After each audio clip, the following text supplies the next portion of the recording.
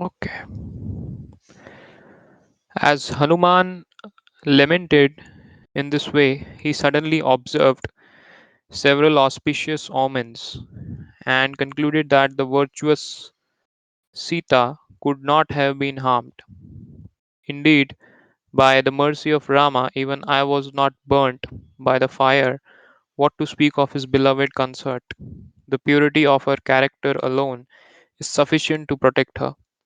The strength of her austerities, her devotion to truth, and her dedication to Lord Rama are more powerful than fire itself.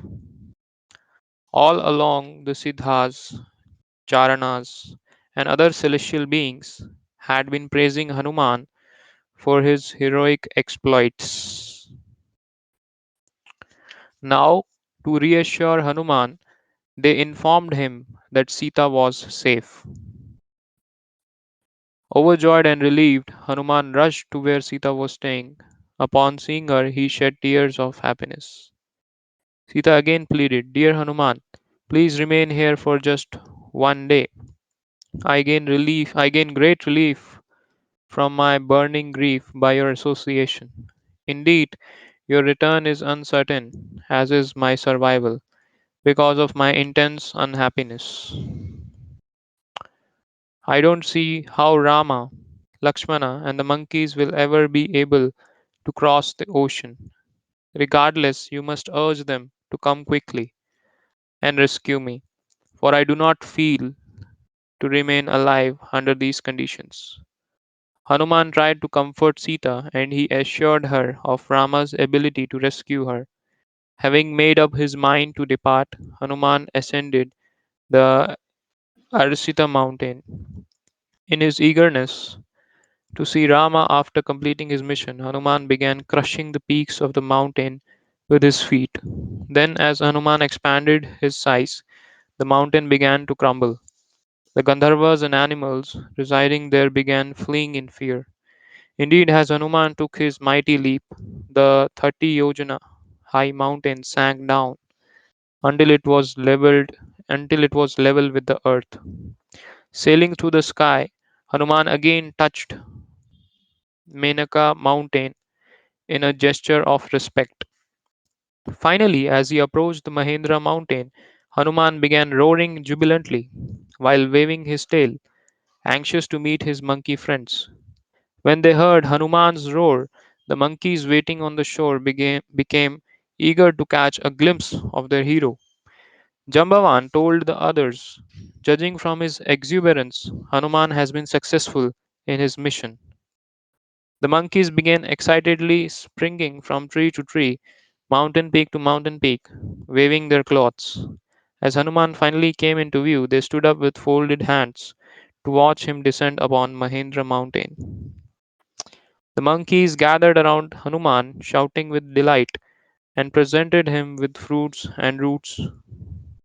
Hanuman first offered his respects to the elders, including Jambavan, and then to Prince Angada. He answered their eager inquiries and informed them that he had found Sita. Hearing that Sita was still alive, the monkeys became overjoyed and embraced Hanuman again and again. Thereafter, Angada praised Hanuman for his great heroism and devotion to Lord Rama and sat down with Hanuman to talk. Jambavan then approached and requested Hanuman to narrate the entire story of his jump to Lanka and subsequent discovery of Sita. As the monkeys eagerly crowded around, Hanuman mentally offered his respects to Sita and related the details of his journey to Lanka, how he found Sita, and his desecration of the city. He concluded by saying, "Because of her constantly being tormented by fierce Rakshasis, the gentle Sita suffers unbearable anguish. Although Ravana offers her everything in his possession, Sita scorns him, for she knows no one but Rama as her lord. Although constant absorption in Rama keeps her alive, Sita will certainly wither away and die if she is not rescued soon. So let us Attack Lanka at once and bring Sita back to Rama at Kishkindia. I know that I am able to defeat all the Rakshasas single handed, as is Angada.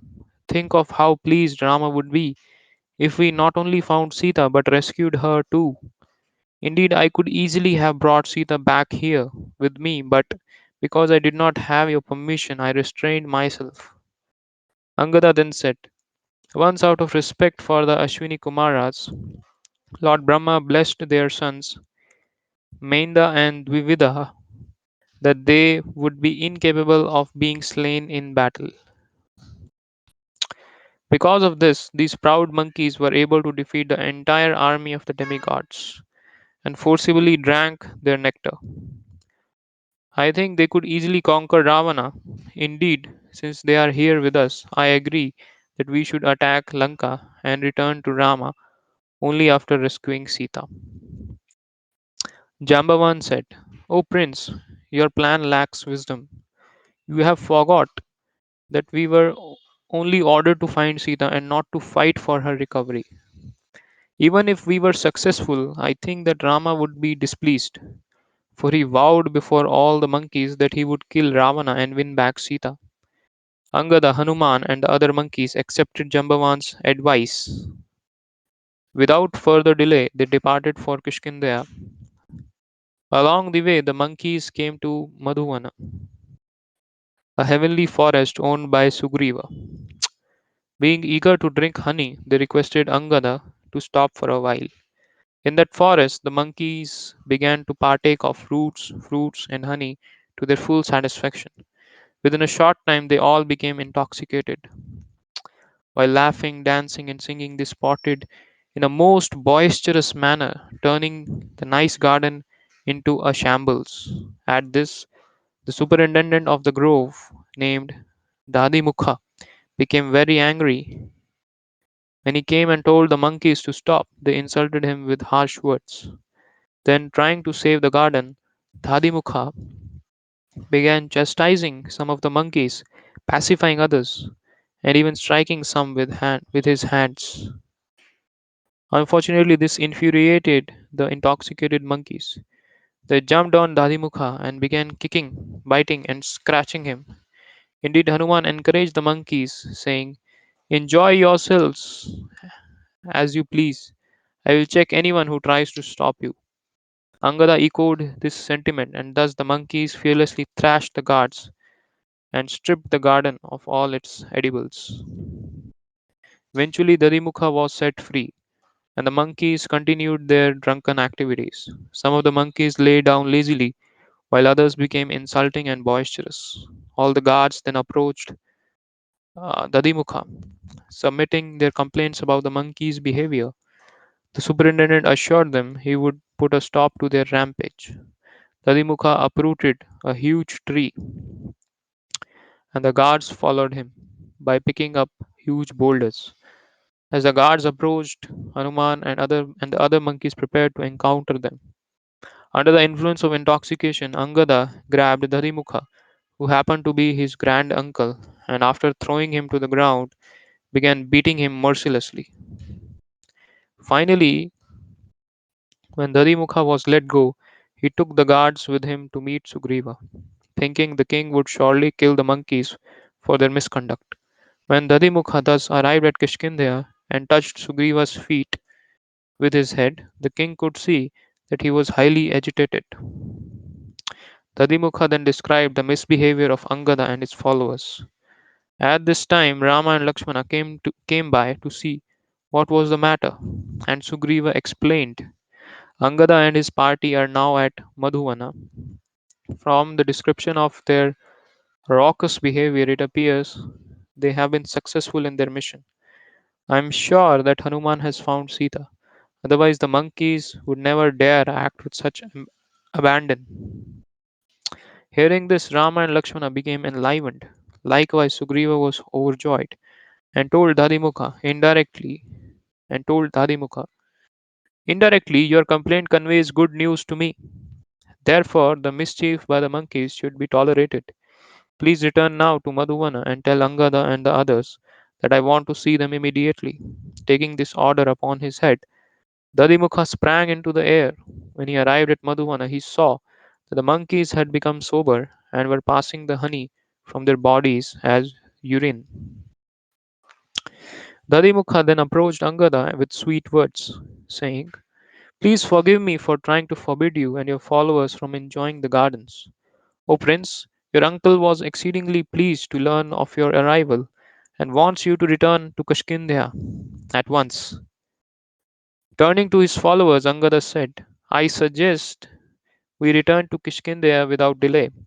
Still, even though I am the prince, I do not consider myself superior to any of you. On the contrary, I feel completely dependent on all of you. I shall do whatever you recommend. I await your order." Fully satisfied by his statement, the monkeys replied, "O Prince, your humility is just befitting an exalted personality. It indicates your eligibility to receive further good fortune. Let us not waste another moment, for Sugriva and Rama await our arrival." Thereafter, all the monkeys leaped towards Kishkindeha like so many stones shot from a catapult. Seeing the monkeys approach in a distance, Sugriva went to the grief stricken Rama, saying, "Angada has come. I knew he would come. He would not dare return to Kishkindeha without achieving success. And unless he had located Sita, he would never devastate the Madhuvan garden given to my father Raksharaja by my grandfather Lord Brahma if he had failed in his mission." Before long, Angada's party arrived back in the presence of Rama. Hanuman excitedly declared, "Sita is safe. She has remained fixed in her vows of chastity, never once accepting Ravana's advances." Rama looked upon Hanuman with eyes laden with love and respect. All the monkeys offered their obeisances to Sugriva, Rama, and Lakshmana. Unable to contain themselves, they each repeated everything Hanuman had told them about Sita. When the monkeys finally fell silent, Rama said, "Describe to me the exact location of Ravana's abode and tell me more of Sita. How does she really feel about me now?" All the monkeys then pushed Hanuman forward so he could give an authoritative answer. Bowing to the south, Hanuman related the events leading to the discovery of Sita, leading to his discovery of Sita. Then he delivered to Rama the jewel from Sita's head and said, "The devotion of King Janaka's daughter is completely fixed upon you. In separation from you, she can hardly maintain her life."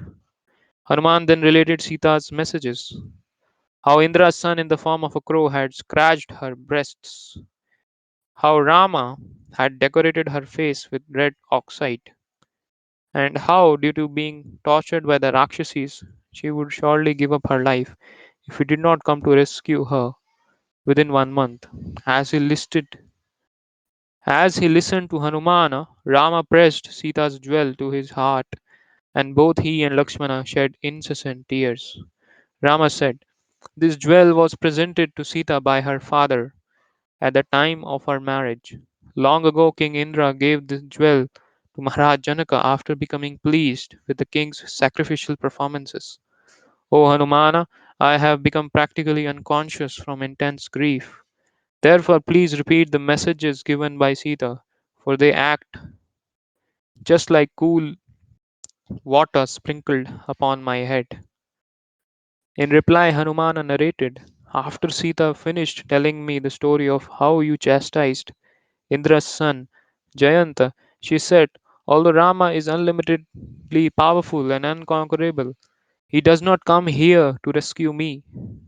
I can only conclude that this misfortune is the result of some terrible sin I committed in a past life." Hanuman continued, "I offered to carry Sita back to you, but she refused, for she was unwilling to touch another male. Again and again she said, 'You must convince Rama to come here quickly to rescue me. My grief is practically unbearable, and I do not know how much longer I can go on living. O Hanuman, how will Rama, Lakshmana, and the monkeys ever be able to cross over the ocean to Lanka? I know you are able to kill Ravana and deliver me to Rama. How, however, it is my desire that Rama himself come here to rescue me, so his spotless reputation will be further enhanced. I do not wish to be returned to Rama the way I was brought to Lanka, carried by another.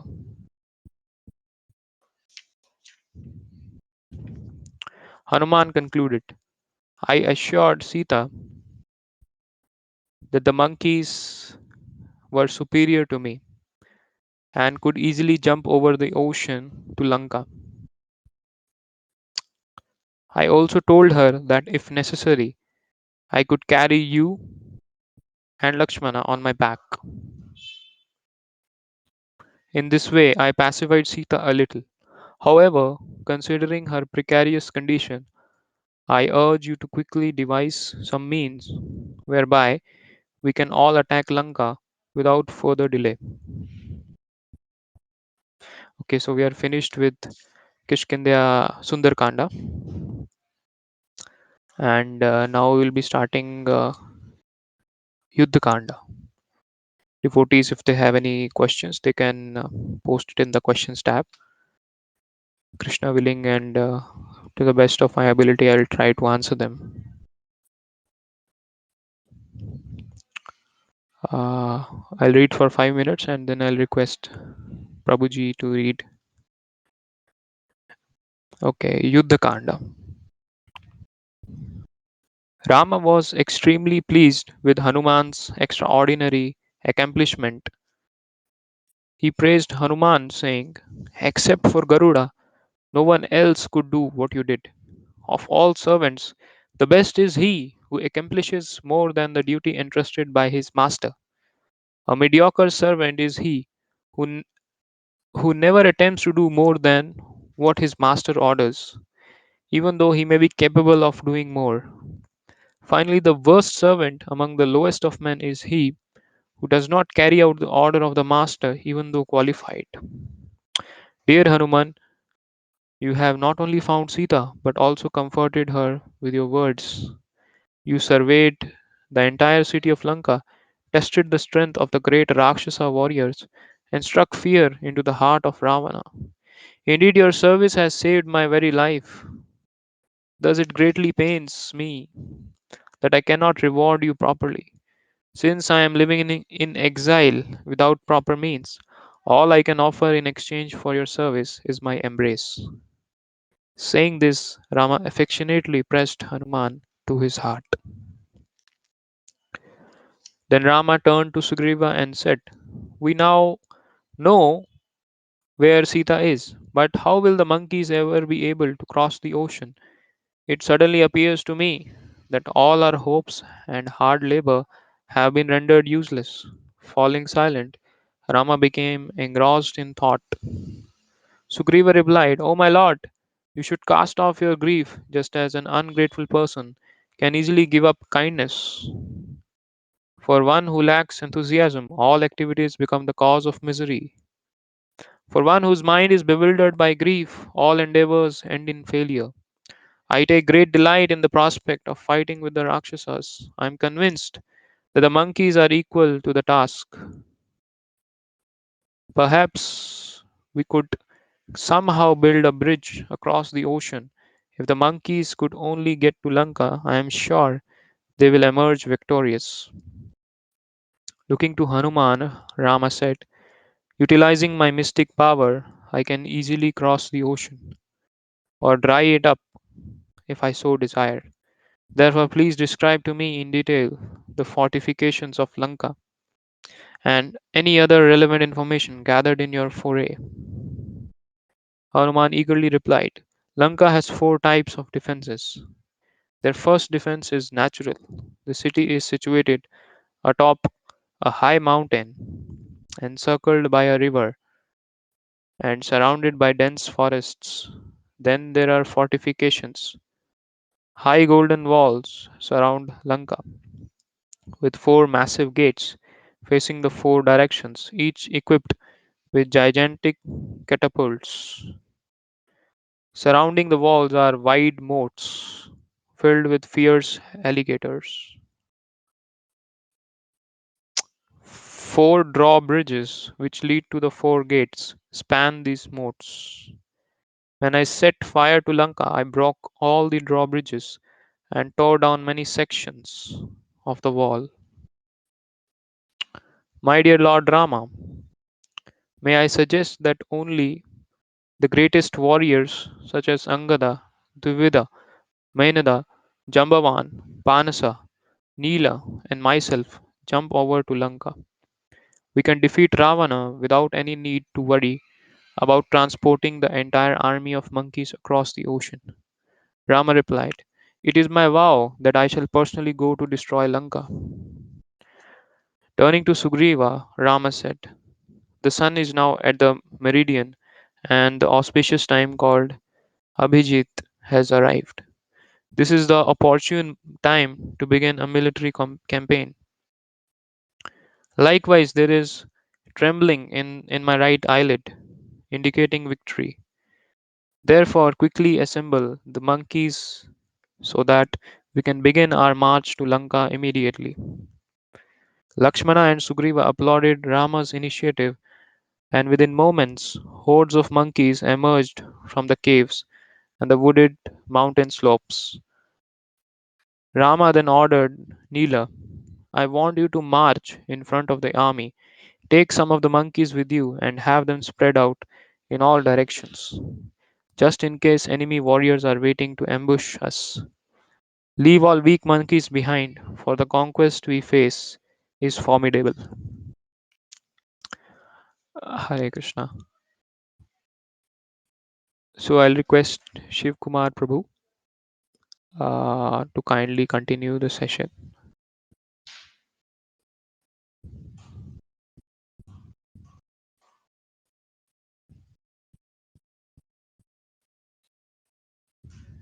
Krishna Prabhu.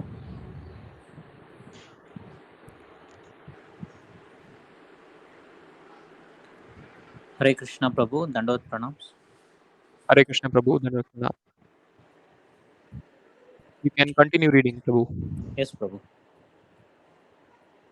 Rama then arranged the army so he was riding upon Hanuman's back in the center of the formation, with Lakshmana riding upon Angada. Thus, as Sugriva passed Rama's orders through the ranks, the army set out to the south. The powerful monkeys marched on with great bravado, roaring like lions and leaping up and down. Sometimes they somersaulted or rode piggyback or threw each other into the air in sport. Appearing cheerful yet playfully aggressive, the energetic monkeys lashed their tails about, uprooting creepers and dislodging stones as they clambered up and down the hills. Traveling long, Lakshmana said to Rama, "Look at the auspicious symptoms around us. There is a cool and fragrant breeze blowing behind us, and the forest animals are making noises that indicate their satisfaction. Indeed, the land itself appears to be in a peaceful condition, while overhead the sun is shining especially bright." The army traveled on day and night, eager to fight for Sita's recovery. While traveling, the monkeys bathed and sported in the mountain lakes, ate fruits and roots, and drank honey from the forests. Finally, Rama arrived at Mount Mahendra and climbed to its peak. From there, he could see the vast ocean stretching to the horizon. When Rama rejoined the monkeys at the bottom, the army continued on. Before long, they arrived at the seashore.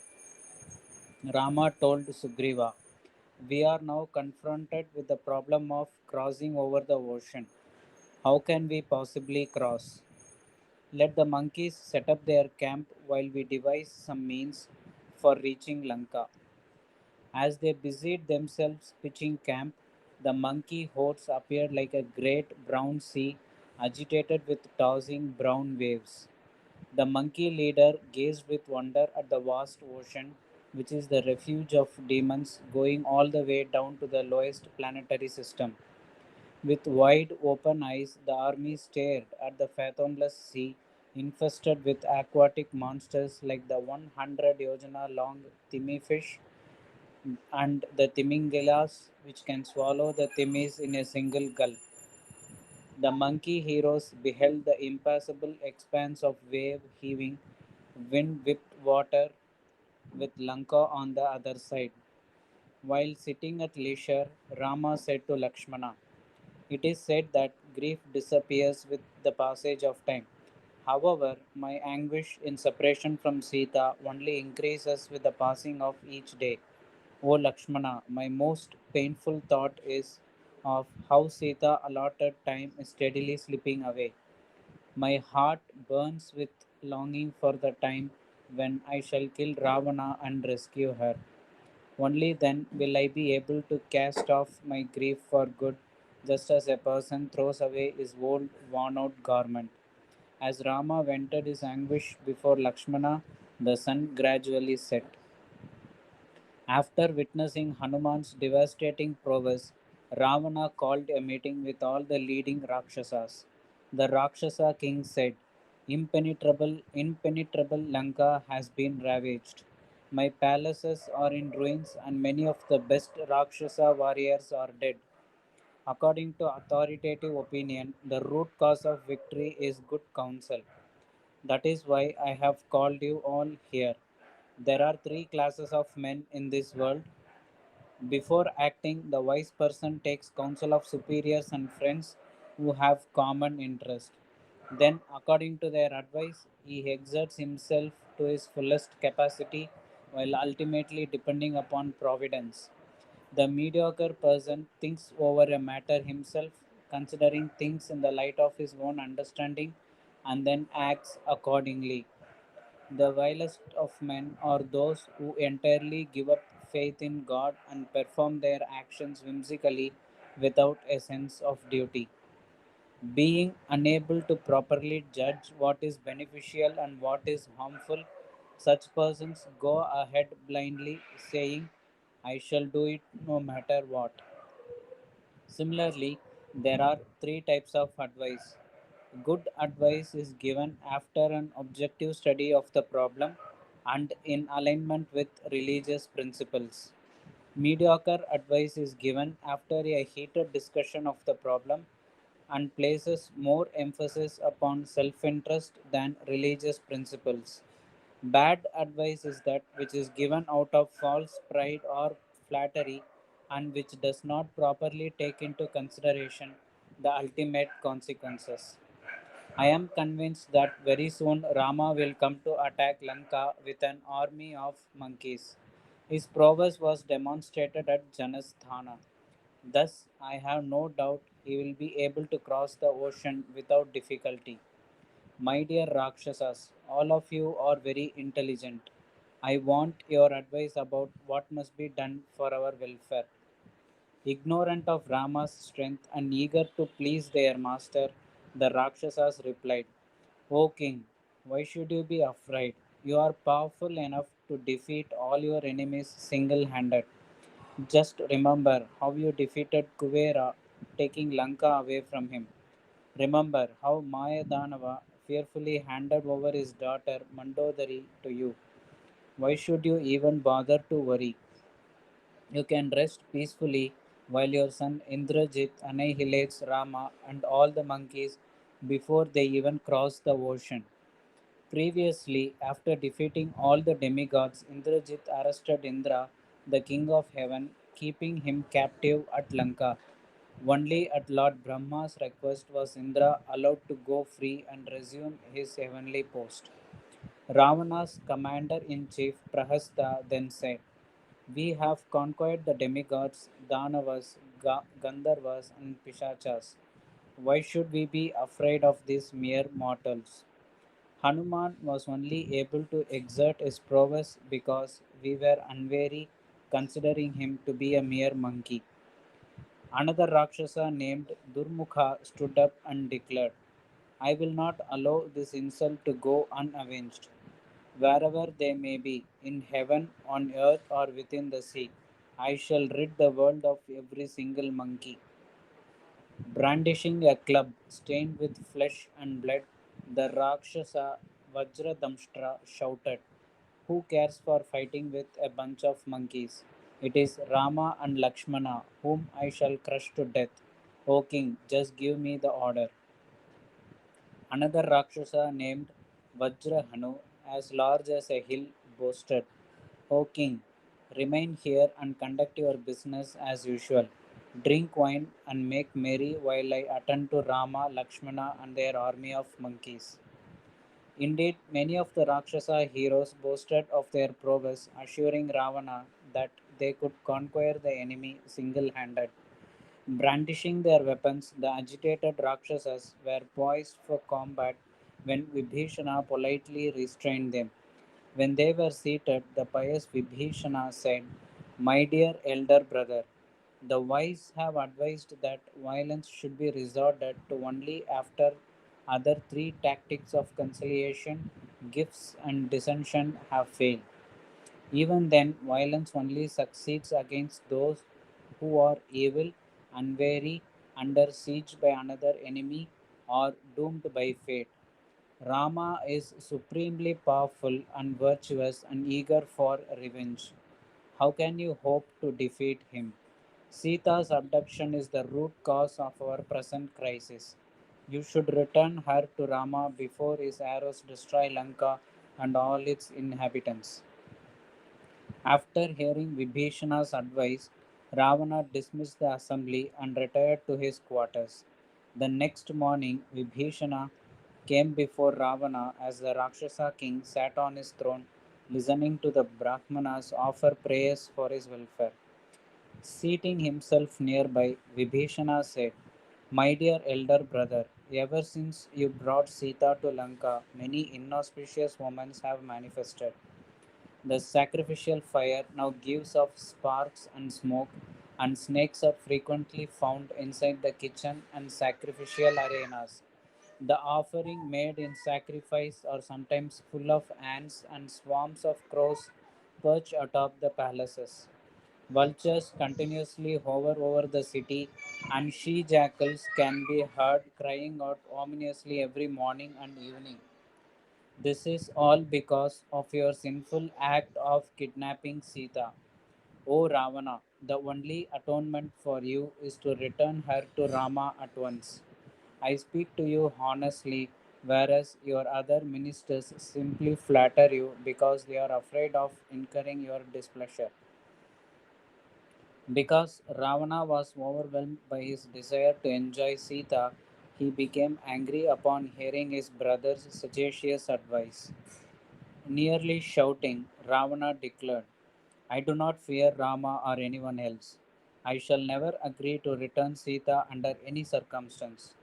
My dear younger brother, you may take your leave and go about your business."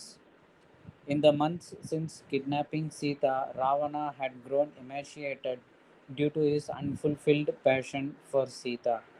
Even his relatives had begun to disrespect him because of his abominable acts. Knowing war to be imminent, the king of the Rakshasas wanted to consult further with his ministers. Thus, the next day he ordered them to convene again. Thereafter, when Ravana arrived at the assembly hall riding upon his chariot, everyone offered their respects by bowing their heads to the ground as thousands of trumpets heralded his arrival. Ravana said to his commander, "Prahasta, you must immediately ensure that our army is ready to defend the city both from within and without." As Prahasta left to oversee the army's preparations, Ravana addressed the assembly. "My dear Rakshasas, I am pleased to announce that after sleeping for 6 months, Kumbhakarna has awakened and is gracing us with his presence today. Please listen attentively, for I want you all to fully understand my position. As you know, I have become obsessed with the lovely limbed Sita. Indeed, I have become the slave of my passion for her. Then, hoping to put himself in a better light, Ravana began weaving a deceitful tale, saying, Sita has agreed to become my consort, but only after the expiration of 1 year. That is the exact time I have allotted for Rama to come to her rescue. For this reason, I have remained patient. But it now appears that Rama, Lakshmana, and a vast army of monkeys are preparing to attack Lanka. In truth, I do not feel that two mere human beings and a band of monkeys can pose much of a threat. However, since one monkey, Hanuman, was able to inflict so much damage upon us, I must admit that victory is uncertain. That is why I have called for all of you.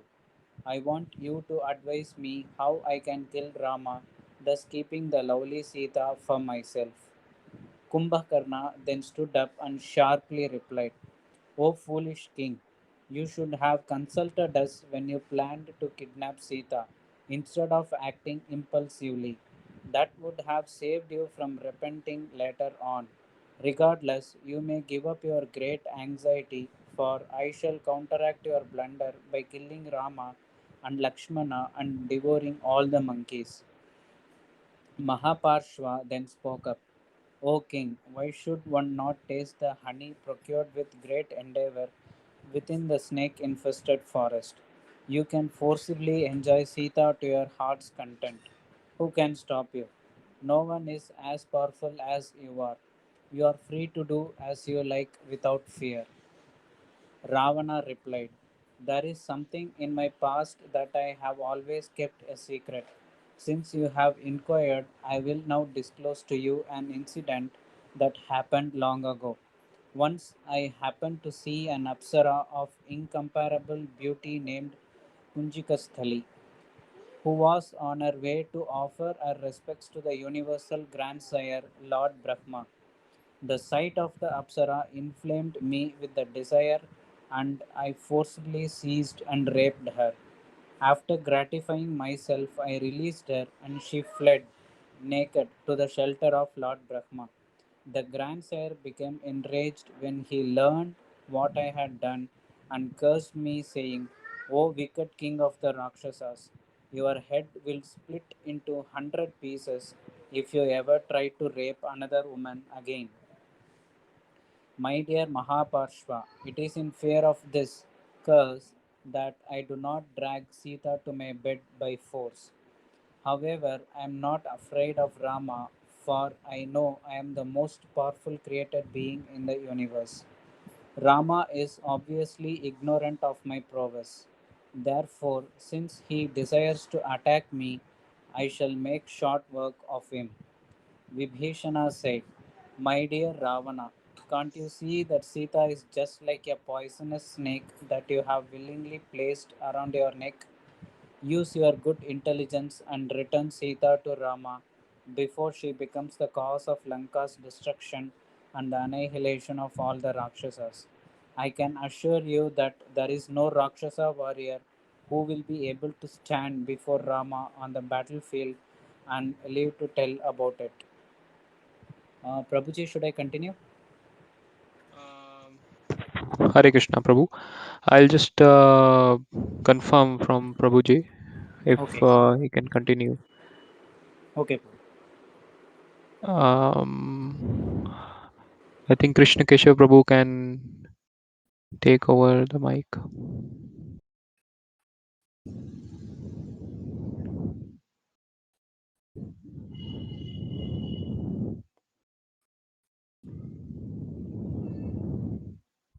Hare Krishna Prabhu. Sorry, from the last 2 days I couldn't join the session. Okay, Prabhu. You're able to hear me? Yes, Prabhu. Sorry, I couldn't join from the last 2 days sessions. Okay, okay, okay. There was some discussions, there are some questions. No, currently there is no question yet. Previous yesterday? No. No, no, no. Okay. So I will continue to read.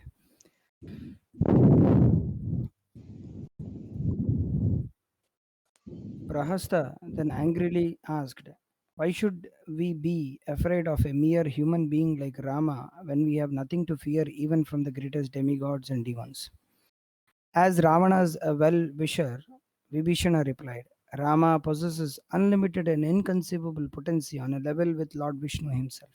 Therefore, Prahasta, you will do your king a great service if you dissuade him from fighting with Rama. Indeed. Instead, you are now performing the greatest disservice by encouraging Ravana to fight. Turning to Ravana, Vibhishana said, I am only thinking of your welfare when I say that you should return Sita to Rama. The minister who measures the relative strength of the king and his enemy and then gives advice accordingly is the true well wisher. Unable to tolerate his uncle's words any longer, Indrajit hotly interrupted. Vibhishana, you are simply a coward and a eunuch. Your advice has no place in this assembly, for it is devoid of courage and heroism.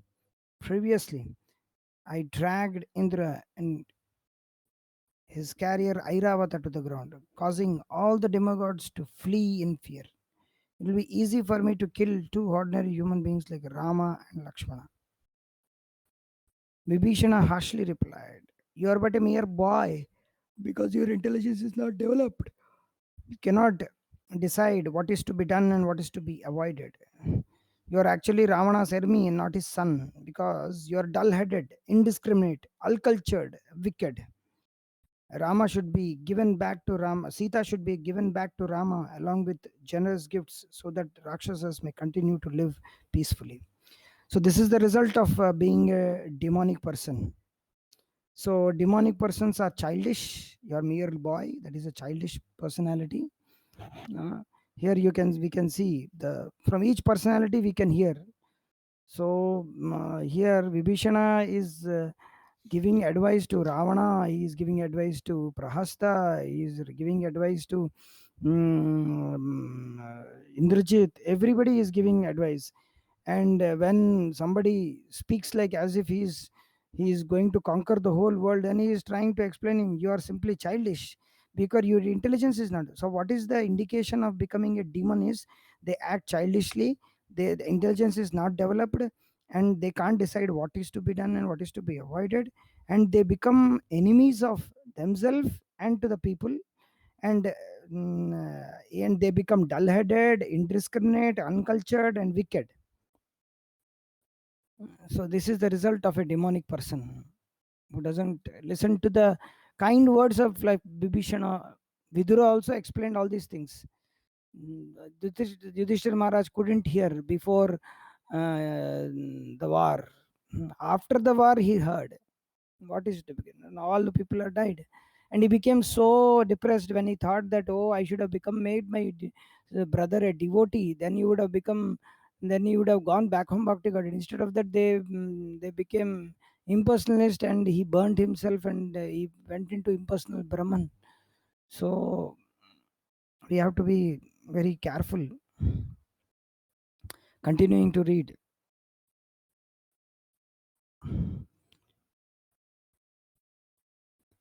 341 page number. Ravana also got tired of hearing Vibhishana's contrary advice. You see, he is also tired of hearing. Murkhaya upadeshehi prakopaya nashantaye. That is a verse by Chanakya Pandit. How much you tell a person murkha means a person who is stubborn. He's he's more or less eunuch. Here it is mentioned eunuch. So it's more or less like they are useless people, dull-headed fellows. Even if you give them lot of advice, tons of advice, still they will not accept Krishna consciousness. So Ravana also got tired of hearing Vibhishana's contrary advice to chastise his youngest half brother. He said, "It is better to live with an enemy or a poisonous snake than one who claims to be a friend but is actually a traitor. Especially if that person is one's own brother, it appears that one's own relatives rejoice the most at their family members' misfortune. Once, when some elephants saw hunters approaching with snares in their hands, They recited the following two verses: fire and weapons we do not fear. The dangerous are the so-called near and dear. They are the ones who take special pains to make sure that we are all put in chains. From cows we derive milk. In Brahmanas we find austerity. In women we see fickleness. And from relatives we are put into danger. Vibhishana, you are envious of me. That is why you cannot tolerate the horror I receive.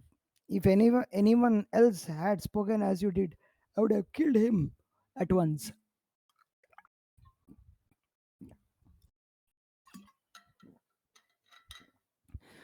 Oh, wretched half brother, are a disgrace to our noble family.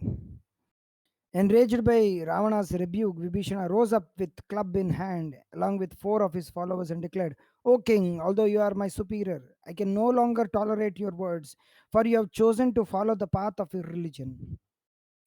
Flatterers who are only utter palatable words are easy to find. However, persons who are actually speak for one's benefit, even though the truth may be unpalatable, are very rare. O Ravana, I have given you advice with the hope of saving you from meeting death at the hands of Rama. You have rejected my advice, however, and are free to do so. Thus, I wish you well, O brother, but I shall no longer remain here with you. So, there is a lesson which we should learn from this.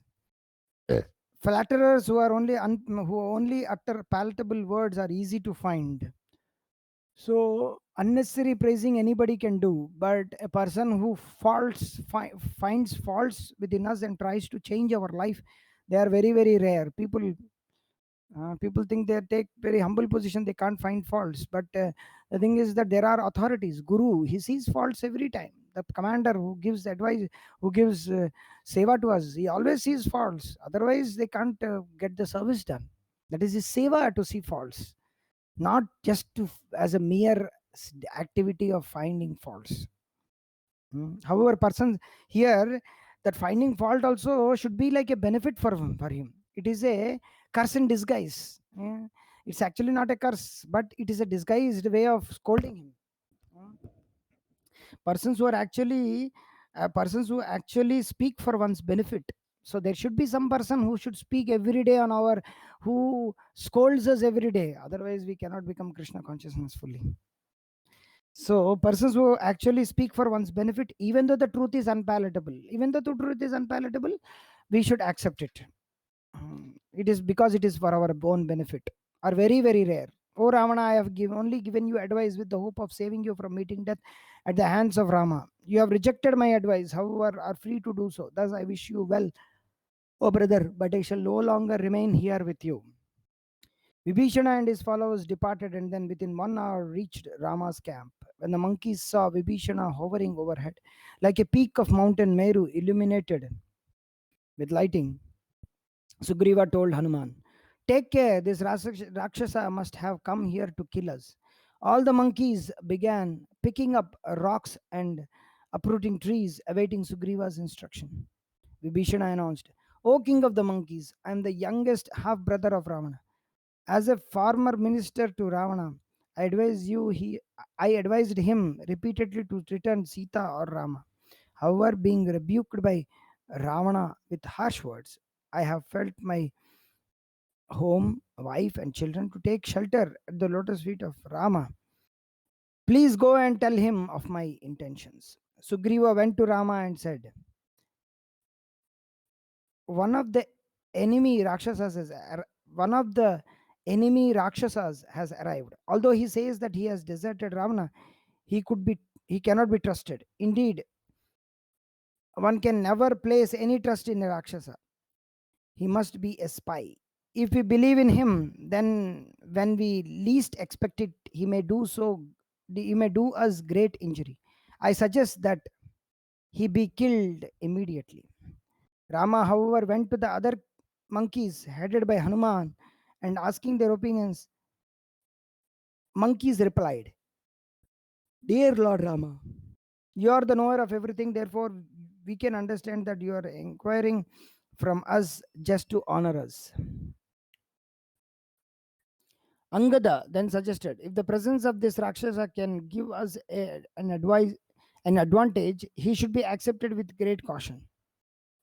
However, if he poses too much threaten, however, if he poses too much of a threat, he should be turned away. Sarabha advised, we should assign someone to constantly watch over him. If after being thoroughly tested, he is found to be our ally, he should be welcomed. So, everybody should be tested. Coronavirus positive, then no entrance in any hospital, just you need to die on the road. Coronavirus negative, okay, we welcome you. Coronavirus positive, so in apartment nobody will bother, just to go to dogs, no problem, nobody will bother you. If it is not positive, negative, then please come to the this one, give us internet, give us money, give us all sorts of facilities, and still we will think that we are very big people. So this is the way it goes. Uh, so we should assign someone to watch constantly over him. If after being thoroughly tested is found out our ally, he should be welcomed. So we should, Krishna will give, Prabhupada will give, and our everybody will give. Prabhupada will give us a testing situation in our life where we have to take a decision between material life and spiritual life. If after being thoroughly tested is found our ally, we should be welcomed. So if we are passed from the test, then we are allowed. We should assign someone to constantly watch over him. So Guru constantly watch. Paramatma, he is constantly watches over us. What we are doing, what we are thinking, what we are feeling, what we are willing, everything. So continuing. Jambavan warned, this Rakshasa should be regarded with great caution and suspicion. Likewise, Mainda advised, he should be thoroughly interrogated before any decision is made. So, interrogation is there since that time also. We Okay, can, Prabhu. We yeah. can stop, Prabhu. Yes. The otherwise, it is big paragraph. Somebody has a question, immediately asked. Baba. Good. How are all these demons allowed to be in Rama's pastimes? What qualifies them? Uh, they are in Krishna Leela. Some are devotees. Prabhupada gives this explanation in Chaitanya Charitamrita. Some are devotees who act as demons, just like Ravana. Uh, every time Jai Vijay doesn't come as Ravana. Sometimes a big demon also comes as Ravana. Sometimes this particular instance where Jai Vijay came to this world, then they came as first as Hiranyakashipu, Hiranyaksha, Ravana Kumbhakarna, and Sushupala Dantavakra. But what Prabhupada says in Chaitanya Charitamrita, one of the purport is that not every time devotees come. What qualifies them is that some want to become a demon for Ramas in the, they want to do like that. So they're qualified. They to become a demon, it is not a normal thing. So, but some they want to have some mock fight with their, they have the desire. Lord also has desire to fight. Fighting is also chivalry, to show the chivalry. That is also one of the rasas. Among the 12 rasas, Mukhya rasa and Gauna rasas. 5 Mukhya rasa and other Gauna rasas. So other 7 are Gaun rasas. In that chivalry is also there, one of the rasa. So in order to show the chivalry, they mock fight each other. So they qualified. They are devotees, they want to fight. Lord will not fight with normal people. Either he should be a devotee or a demon. Devotee turned demon. Devotee turned demon. I mean to say, a devotee who wants to fulfill the desire of Lord, who wants to fight. So like that. Okay, I came to know that even non-devotee can also be like occupy the post of Ravana. Non-devotee Or, means, see, like, the point is that they want to become demons. If I want, if you want, I can find out that Chaitanya Charitamrita verse and let you know after tomorrow maybe. Prabhupada writes, actually we had this doubt that every time Jai Vijay only comes and they become or lord's devotees from the spiritual world, they only become the demons, or somebody becomes, who will become the demons? So then Prabhupada, we read in the Chaitanya Charitamrita verse. Just one second, I will Okay, okay, search. I okay. will search, and then I will come. Maybe Adi Leela, last paragraphs where I think that Nityananda Prabhu's this one, at that place somewhere it is there. I can search, and I No will. problem. You can let us know tomorrow. Yes, Prabhuji. Any other questions from anybody? Somebody else. Thank you very much for the explanation, Prabhu. Thank you, Mataji. Hare Krishna. Yes, Prabhu. We can stop here. Okay, Prabhu, fine. Hare Krishna, Hare Krishna, Krishna Krishna, Hare Hare. Hare Ram. Hare Ram, Ram Ram, Hare Hare. Vanchakalpatarubhyascha kripasindhebhyo cha patitanam pavanebhyo vaishnavebhyo namo namaha. Ramaya Ramabhadraya Ramachandraya Vedase Raghunathaya Nathaya Sitaya Pate Namah. Sri Rama Rama Rame Rame Rame Manorame Sahasranama Tattulya Rama Rama Varaname Sri Raghavam Dasaradatmajam Prameyam Sitapatim Raghukulanve Ratnadipam Ajanubhavam Aravindatalaya Taksham Ramam Nisachara Vinashakaram Namami Ramante Yogino Anante Satyananda Chidatmani Itiradma Nasa Parabrahma Padiyate. Hare Krishna. Okay, Prabhu. Okay, Hare Krishna. Hare Krishna. Thank you very much.